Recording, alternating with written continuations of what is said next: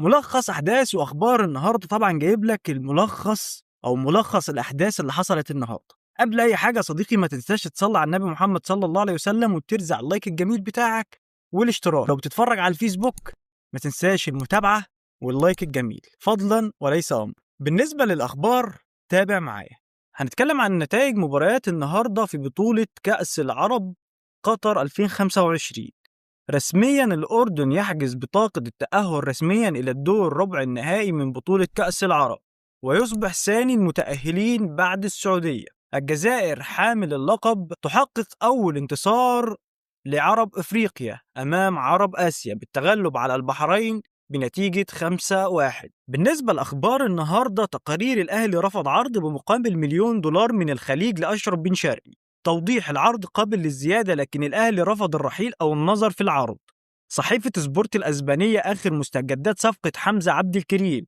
برشلونة يقترب بشدة من ضم حمزة عبد الكريم. اللاعب أصر على ارتداء قميص البارسا مما سرع بإنهاء المفاوضات.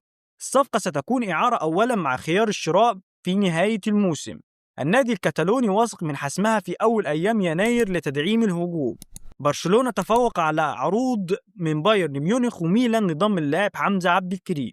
تقارير: الأهلي منح وعد للثنائي إمام عاشور ومروان عطية لتعديل راتبهما نهاية الموسم وطالبهما بغلق ملف الرحيل تماما. قال مصدر داخل النادي الأهلي لموقع وين وين أن نادي سيراميكا كليوباترا أبدى رغبته بشكل ودي في التعاقد مع الثنائي عمر كمال عبد الواحد ومحمد عبد الله خلال ميركاتو يناير المقبل، ولكن لم تأخذ المفاوضات الصيغة الرسمية في ظل عدم حسم مصير الثنائي بشكل رسمي حتى الآن. وأشار المصدر إلى أن هناك جلسة مرتقبة خلال الساعات القليلة المقبلة ستجمع سيد عبد الحفيظ القائم بأعمال المشرف العام على قطاع كرة القدم بالنادي مع المدير الفني لحسم ملف الراحلين عن الفريق في فترة الانتقالات الشتوية، سواء على سبيل الإعارة أو البيع النهائي. وفقا للصحفي محمد الجزار، كريم فؤاد يطلب البقاء في الدوحة بالتأهيل من إصابته بجزع داخلي في الركبة بمستشفى سبيتار العالمي بعد التنسيق بين الجهاز الطبي للنادي الأهلي والمنتخب. مصدر بالأهلي الموقع: بصراحة انتقال محمود بنتايج للأهلي ليس من المنطقي أن يستغل الأهلي أزمات منافسيه المالية لحل مشاكله الفنية.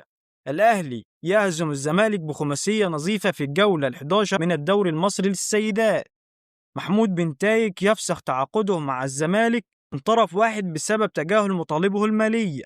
تقارير: خوان بيزيرا أيضا أرسل إنذار للزمالك بشأن مستحقاته المتأخرة تمهيدا لفسخ تعاقده. تقارير أخرى: عدي الدباغ وآدم كاي